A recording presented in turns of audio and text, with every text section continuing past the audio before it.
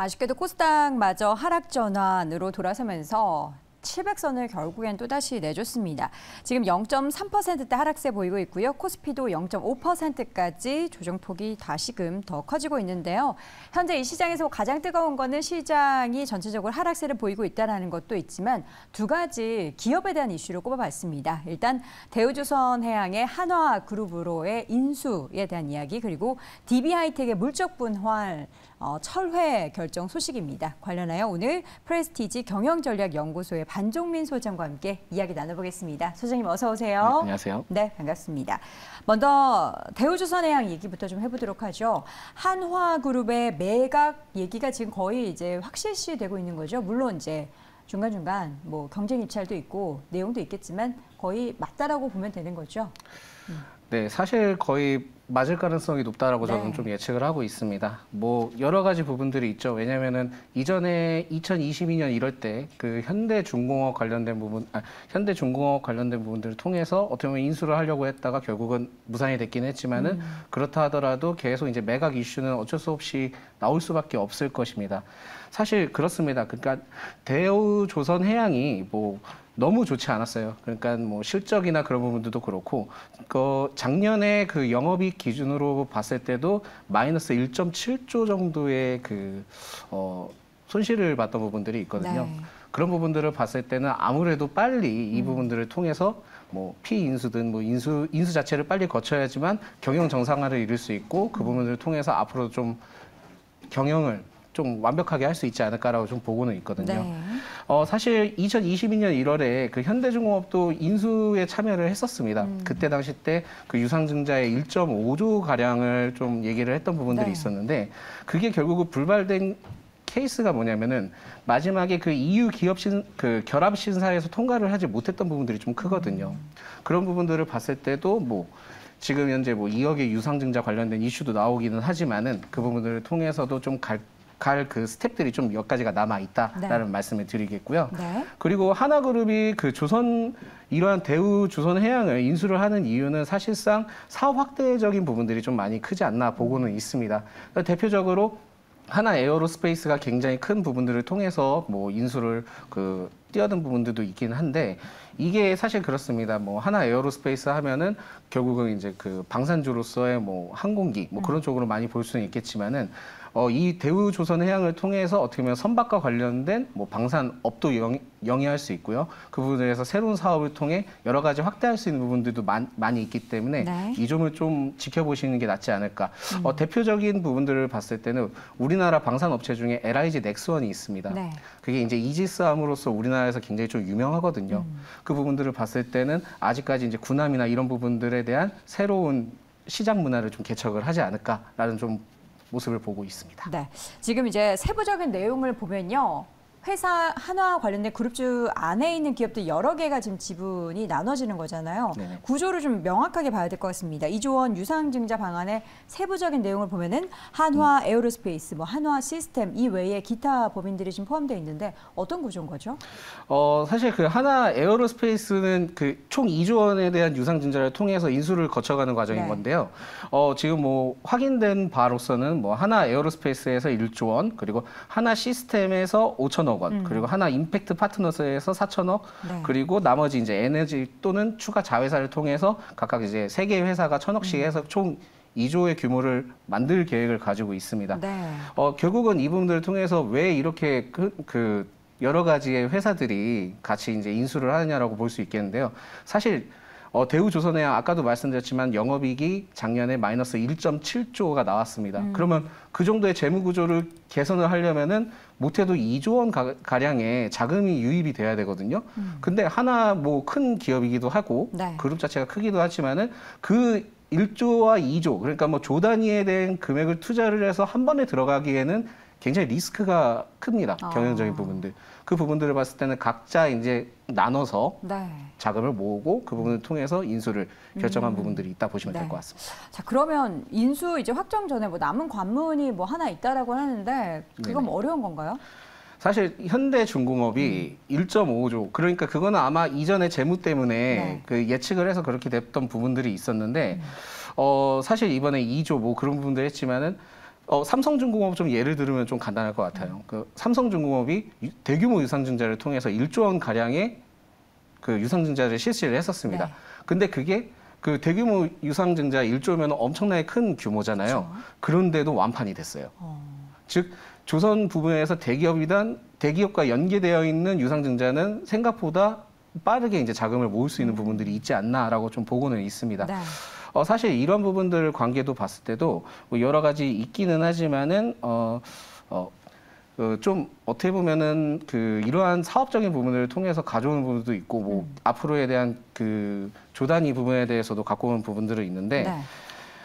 스텝이 여러 가지입니다. 그래서 자금을 해서 인수에 참여를 해서 들어가야 되겠죠. 네. 그 참여를 해서 들어간 다음에 단순히 뭐 그냥 뭐 인수했어, 뭐 빅딜했어, 성공했어 그게 아니라 이런 부분을 통해서 이후에 또 그 부분을 또 확인을 받아야 된다고 합니다. 그래서 그러한 부분을 봤을 때는 기업 결합 심사에서 일본, 뭐 중국, 싱가포르 뭐 이렇게 여러 가지가 있나 봐요. 네. 그 부분을 통해 그것까지 통과를 해야지만 최종 승인 심사를 거쳐서 완벽하게 끝나는 걸로 알고는 있습니다. 그래서 네. 여러 가지 좀 스텝이 있지만은 현대중공업처럼 그렇게 이제 딜이 깨지는 상황이 좀 발생되지 않았으면 하는 부분들이 있는데 발생되지 네. 않을 가능성에 대해서는 우리가 좀 이렇게 점쳐볼 수는 없는 건가요? 그거는 지금 앞으로 그 어떻게 이제 기사가 나오냐에 따라도 네. 굉장히 좀 주목을 해봐야 되겠고요. 어떻게 보면은 지금 매체를 통해서 많이 주목을 하셔야 될 겁니다. 네. 물론 이전에도 무조건 현대중공업이 뭐 대우조선해양과 인수합병 확실하게 한다라고 얘기를 했지만은 결국은 이 문제 때문에 깨진 불발됐죠. 부분들이 있거든요. 즉 이게 워낙 규모도 크고 네. 이 조선과 관련된 LNG 관련된 부분들이 EU와 관련된 연관들이 되게 네. 있어요. 그래서 이 부분의 이슈를 꼭 체크를 하셔야 될 것 같습니다. 네, 이게 보니까 득과 실이 있을 것 같아요. 이 대우조선해양이나 한화그룹사들 쪽에서 인수를 하게 되면 서로 간에 뭐 시너지만 있는 게 아니라 뭔가 득과 실이 있을 것 같은데 어떤 부분을 가장 주요 포인트로 봐야 될까요? 사실 뭐 아까도 말씀드렸지만은 대우조선해양은 경영 정상화. 사실 이게 뭐 민영화를 시킨다고 하면은 좀 부담감은 있어요. 네. 부담감은 있고 그 부분들을 통해서 뭐 가격도 이제 매출적인 부분들도 올라갈 수밖에 없고 하는 구조인데 그게 이제 어떻게 보면은 큰 역할이 된다고 볼 수 있겠고요. 네. 지금 뭐 대우조선해양 같은 경우도 뭐 지금 현재 뭐 마이너스 17% 이상 하락을 하고 있는데 이게 이제 왜 하락을 하느냐 이렇게 좋은 이슈에 그럴게요. 제가 봤을 때는 민영화에 대한 거부감이 있는 거예요. 결국 지금 한전도 마찬가지로 민영화에 대한 이슈가 계속 들려온 부분들이 있는데 뭐 민영화되면 다 좋다. 뭐 재무적으로 기업은 좋겠지만은 일반 시민들이나 소비자들은 좋지 않다라는 거죠. 뿔뿔이 흩어질 가능성을 좀 우려하는군요. 그런 부분들이 매우 있지 않을까라고 네. 보고는 있습니다. 그럼 대우조선해양이 오늘 좀 많이 하락하는데 보유하고 계신 분들은 투자 전략 어떻게 세워야 되나요? 제가 봤을 때는 오늘은 그냥 기다려 보시는 게 나을 것 같고요. 네. 정확한 부분들은 그 유상증자 부분들이 2조에 관련된 부분들이 좀 더 명확해졌으면 좋겠습니다. 그러니까 네. 확실하다고 얘기는 하지만은 아무래도 거쳐가야 되는 이슈가 있고 이게 좀 기간이 소요가 될 수 있기 때문에 지금은 뭐 하락한다 하더라도 밑에서 지지를 받아서 올라오고는 있지만은 그래도 좀 더 낮춰서 2만 원 이하때 좀 접근을 해보시는 게 낫지 않을까라고 보고 있습니다. 네. 그 유상증자의 가격이 아마 19,000원대인 걸로 알고 있어요. 그러니까 19,000원대 이제 유상증자를 하게 되면은 결국은 그 밑까지는 안 간다 하더라도 그 언저리 부분까지는 갈 수는 있거든요. 그래서 지금 봤을 때도 추세가 전향되면서 그 이평선이 지금 어떻게 보면은 골든 크로스 형태를 지금 보여주려고 하는 부분들이 있는데 지지를 받는 부분들도 있고요. 네. 그 부분들을 봤을 때는 그래도 19,000원, 2만 원대 이하때 매수를 좀 가져가시면서 좀 길게 가져가시는 게 낫지 않을까라는 말씀을 드리겠습니다. 알겠습니다. 대우조선해양의 한화그룹으로의 인수 첫 번째 이슈 이야기 나눠봤고요. 두 번째로는 DB하이텍의 물적 분할의 중단 이야기가 전해졌습니다. 사실 7월에 이 소식이 전해지면서 안 그래도 하락 추세였던 DB하이텍의 주가가 큰 하락이 나타난 이후로 계속해서 주가가 주저앉았거든요. 오늘은 이와 함께 주가가 좀 반등을 하고 있습니다. 중단 팹리스 사업부 분산을 중단한다라고 도장을 찍은 거지 이제 아예 안 한다는 거죠. 네, 그렇게 이제 얘기가 나왔는데요. 사실 이게 물적 분할 이슈가 너무 많잖아요. 그쵸. 많은데 이 DB하이텍이 뭐 예를 들어서 물적 분할을 해서 신규 사업에 대한 뭐 다양한 투자를 하겠다라고 발표를 한 것도 아니에요. 네. 그러니까 뭐 나눠서 이제 뭐 그거에서 사업적인 부분들을 좀 체계화하겠다라는 부분들을 가져갔는데 그러한 이슈로 물적 분할을 한다 그러면 좀 냄새가 좀 나죠. 그렇죠. 보기 좋지는 않죠, 사실은. 네. 그 보기 좋지 않기 때문에 그렇게 큰 역할을 하지 못하는 거죠. 그렇기 때문에 일단 그 부분에서 철회를 했고 그 부분에서 시장이 반등이 이렇게 이 DB 하이텍이 5% 이상 상승하는 모습을 보여주는 것 같습니다. 네. 그런 부분들이 있기는 하지만은 뭐 여러 가지 뭐 시장 상황이 뭐 반도체 업황이 좋지 않기 때문에 지금 뭐 다소 5% 이상까지는 올라오고는 있긴 하지만은 네. 그렇다 하더라도 좀 안정화되기에는 좀 더 시간을 기다려봐야 되지 않을까 보고 있습니다. 지금 물적 분할 얘기 때문에 주주 대표 소송 얘기가 있었잖아요. 그럼 이것도 철회될 수 있겠네요. 뭐 철회돼야 됐겠죠. 그렇죠. 큰 그 뭐 어쨌든 큰 리스크는 해소는 된 거잖아요. 그 부분에서 굳이 소송을 할 필요가 있나? 네. 만약에 소송을 하게 된다면 아마 저라면은 그런 거겠죠. 아, 너네 때문에 주가가 떨어졌으니, 이 기업 때문에 주가가 떨어졌으니 그거에 대한 보상을 해달라. 이런 부분들인데 이 부분들은 약간 좀 억지스러운 부분들이 있지 않나 보고는 네. 있어요. 그렇기 때문에 아마 이러한 부분들은 소송 취하를 하지 않을까 보고 있습니다. 네. 뒷거실을 따져보도록 하겠습니다. 처음에 물적 분할을 추진한다는 거는 뭔가 빅피처가 있었을 것 같은데 이걸 중단한다라는 얘기를 밝히기 전까지는 꽤 시간이 많이 걸렸어요. 득과 실 뭐가 있을까요? 뭐 주주 맞춤형으로 뭐 이슈는 잠잠해지겠죠. 주주의 뜻을 과연 정말 따른 걸까요? 뭐 노출은 그렇게 됐으니까요. 말씀하시기로는 네. 업황 부분에 있어서도 약간의 좀 리스크가 있던 것 같기도 하고. 네네. 예. 그래서 뭐 주주에 대한 부분들은 그래도 잠시나마 뭐 좀 낮출 수 있는 부분들은 주주에게 있지만 귀를 기울이겠다. 그렇죠. 하지만은 결국은 업황이 좋지 않은데 네. 어떤 부분들이 있을까요? 그렇게 그렇죠. 치고 올라갈 수 있는 상황들이 있진 않기 때문에 네. 그렇게 큰 득이 있을 것 같지는 않아 보입니다. 네. 주가의 회복이라는 득이 좀 있었으면 좋겠는데 워낙에 또 시장 상황이 좋지 않고 말씀해 주신 대로 관련된 업황이 좋지 않다 보니까 관련해서 과연 물적 분할을 안 하겠다라고 밝힌 이후의 주가가 어떻게 될지는 조금 더 좀 고민이 필요한 시기인 것 같습니다. 앞으로의 주가 방향 그럼 어떻게 봐야 되나요?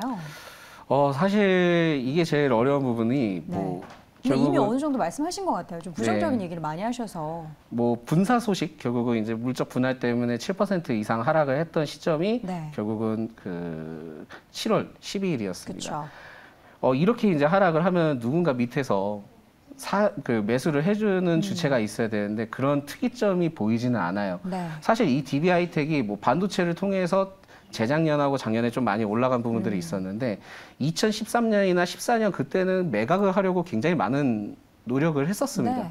근데도 불구하고 뭐 결국은 남겨져 있었죠. 그런데 그 부분에서 갑자기 이제 반도체에 대한 세계적인 부분에 대해서 이슈가 되면서 많이 올라갔잖아요. 많이 올라가면서 결국은 그래도 가능성이 있나 본데라고 했지만 결국은 또 이러한 부분들이 있는데 네. 결국 주가 흐름이 오르락 내리락 하는 부분들이 있지 않았습니까? 그렇다 하더라도 이 반도체 업황 현황은 결국은 삼성전자에 따라 좌지우지 되겠고 그렇죠. 그 부분에서 이슈가 있어야지만 가능한데 지금 현재는 제가 봤을 때는 별다른 이슈는 크게 보이지는 않습니다. 게다가 이제 뭐 차트상의 흐름으로 잠깐 보자면은 기관의 매수세가 2022년 1월부터 거의 매도세로 포지션이 전향이 되어 있는 부분들이 있어요. 네. 그러니까 매수세가 거의 들어오지 않아요. 외인도 마찬가지예요. 네. 그렇다 해서 매집 주체가 깨졌냐? 또 깨지진 않았어요. 그 매집 주체가 깨지지 않았다는 거는 결국은 개인의 물량이 더 많은 부분들을 갖고 있다라는 부분들이거든요. 개인 투자자분들이 물려 있다라고 표현을 할 수밖에 없겠네요. 그렇게 얘기를 하면 참 가슴이 아프긴 네. 한데 그런 부분들이 굉장히 있지 않을까. 왜냐하면 반도체 부분들 결국은 삼성도 마찬가지잖아요. 네. 삼성도 뭐 9만 전자, 10만 전자 막 그렇게 얘기를 했지만은 그 위에 계신 분들이 굉장히 많거든요. 그렇죠. 이 DB 하이텍도 마찬가지일 겁니다. 반도체를 통해서 수혜를 보고 정부 정책에 따라 앞으로 많이 올라갈 거라고 예측을 해서 많이 샀긴 했겠지만은 네. 그 부분에서 굉장히 좀 리스크가 있지 않았었나 보고요. 네. 대부분의 지금 뭐 매물대 현황을 본다 하더라도 6만 원대에서 7만 5천 원 부분에 굉장히 많이 이제 물량이 있기 때문에 아이고. 그 구간까지 가려면은 정말 뭐 반도체 업황이 제대로 살아나고 그 살아난 상황에서 앞으로의 반도체 전반적으로 우리나라가 뭐 최대의 수혜국이다 하지 않는 이상은 그렇게 단기간에 올라가기는 네. 매우 어렵지 않을까 보고 있습니다. 소장님, 네. 물려 있는 거 우리 시청자분들이 내 계좌 보면 다 알 수 있어요. 그러면 그분들은 어떻게 전략을 짜야 되는 거예요? 사실 이게 지금 뭐 종목의 이슈가 나쁘면은 네. 뭐 그 부분에서 좀 잠깐 반 정도는 비중을 축소를 하고라고 말씀을 드릴 수 있겠지만은 시장 상황이 너무 좋지는 않잖아요. 그렇죠. 그러니까 금리적인 부분들이나 그런 부분들을 봤을 때는 뭐 어떻게 터치를 할 수 있는 부분들은 네. 아닙니다. 그러니까 비중이 만약에 적으시다고 하다면 그렇다 하더라도 4만 원 이하, 3만 8천 원 이하대까지 만약에 내려간다면 그때는 좀 추가 매수를 좀 진행해 보시는 게 낫겠고요. 네. 그렇지 않으면 좀 적절한 구간을 좀 정하셔야 될 것 같습니다. 네. 그 부분들까지는 좀 지켜봐야 되는데 제가 네. 봤을 때는 매수가 만약에 매수를 해야 된다 한다면 3만 8천 원 아래대, 네. 3만 8천 원 아래대까지 좀 기다려 주시고요. 네. 아무리 물적분의 이슈가 했다 하더라도 시장 상황이나 그런 부분들을 지켜봐야 되니까 좀 더 많이 기다려 주셔야 될 것 같습니다. 네, 알겠습니다. 이렇게 해서 마지막으로 DBR 때까지 함께 확인해봤고요. 프레스티지 경영전략연구소의 반정민 소장 함께했습니다. 소장님 고맙습니다.